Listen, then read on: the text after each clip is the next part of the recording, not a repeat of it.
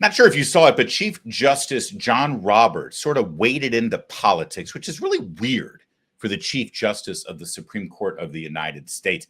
You know, Donald Trump suggested that some of these judges who have been making decisions to reverse his executive orders and some of the decisions that he's made, well, they seem to have some conflicts of interest. They might be corrupt, in fact, and, you know, sort of, oh, you can't stop aiding this organization. Turns out your wife or your daughter is benefits from that organization. Maybe you should have recused yourself on that one, Judge. You know, that sort of thing can get a judge impeached. Also, overstepping your bounds in the separation of powers in the Constitution by trying to abuse your power as a judge. For instance, Donald Trump, commander-in-chief, gets to set our foreign policy and our national security.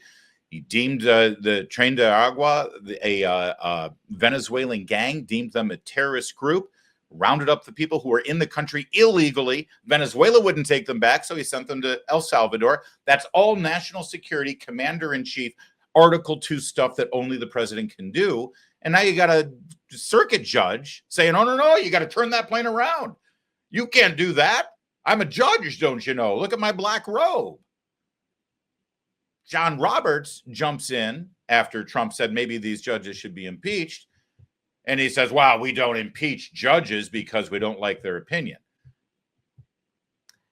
Mark Levin, who has forgotten more about the Constitution and the judicial branch of government than most people will ever know, including the Chief Justice, well, he has some opinions on this, and he was on Fox News yesterday.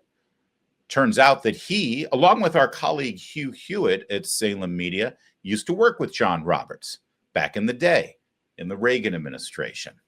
So Mark talked to his old buddy, John, the way friends, guys, talk to each other when one of their friends is messing up. Take it away, Mark Levin. I would say that John Roberts, who I knew before he was a judge, when we both worked in the Reagan administration, it's time to grow up here, Judge. Think about Justice Rehnquist. What would Justice Rehnquist, the Chief Justice, have done when those four originalists 2 weeks ago, when this case involving another rogue Democrat judge ordered the President of the United States to spend money on foreign activities? What would Rehnquist have done? Would he have joined the four, or would he have joined the radical three?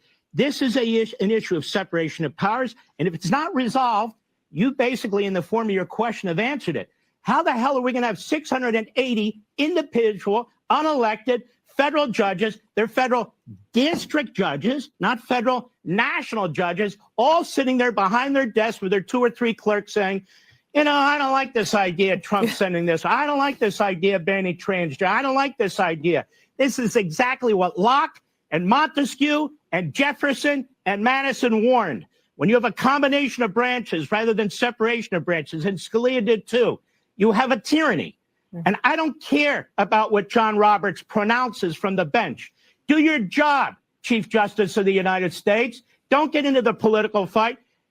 Fix it. Because if you don't fix it, we're going to lose our constitutional construct, or Congress is going to have to figure out some way to fix it. One other thing. The idea, and I've even heard it on my beloved network from some of these former whatevers, that we shouldn't raise our voice. That's our job. This government exists for we the people. It doesn't exist for John Roberts, the judges, Congress, or anybody else. This whole thing was set up for us, to protect us. When these judges are conducting themselves this way, when they're interfering with an election, when they're grabbing, seizing power in front of our eyes, we're all smart. We see it from the executive branch, a president of the United States. He's elected nationally. They're created by Congress. They're not even in the Constitution. They're using a power, judicial review, that's not even in the Constitution, that was created by the Supreme Court in 1803. They should at least have some level of deference to the President of the United States. And notice one other thing.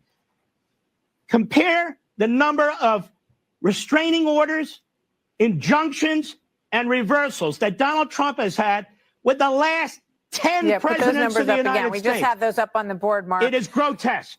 Grotesque. It is 100% grotesque. And God, I love Mark Levin.